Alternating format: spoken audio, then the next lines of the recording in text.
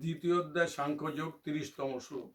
দেহি নিত্যং অবদ্ধ অয়ং দেহে সর্বস্ব ভারত তস্মাৎ সর্বাণি ভূতানি ন তং শচিতুম অর্হসি।